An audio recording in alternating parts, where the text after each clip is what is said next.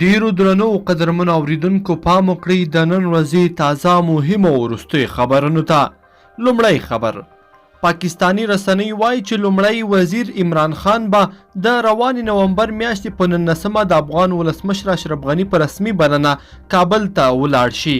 د دغه سفر اصلي موخه افغان سوله او د دواړو هیوادونو ترمنځ د سوداګریزو اړیکو پراختیا ښودل شوې ده.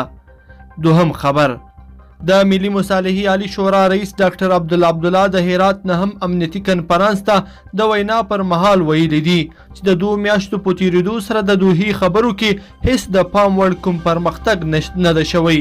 عبدالله ویلي د حکومت رهبري به تصمیم ونیسي چې دوحه کې خپل پلاوی په روان حالت کې وساتي، بیرته کابل ته راوغواړي او یا به بله کومه لار لټوي. دریم خبر: واشنګټن پوسټ ورځپاڼې خبر ورکړی او ویلي دي چې د امریکا نوی منتخب ولسمشر جو بایډن په پام کې لري چې د امریکا د بهرنیو چارو مخکینی وزیره هیلری کلینټن په ملګرو ملتونو کې د امریکا د نوي سفیرې په توګه وټاکي. څلورم خبر: د ولسمشر غني لومړي مرستیال امرالله صالح په تازه څرګندونو کې ویلي چې د دوحې تړون په رسمیت سره نه پیژني او افغان حکومت کوم هرکلی هم نه دی ترې کړی.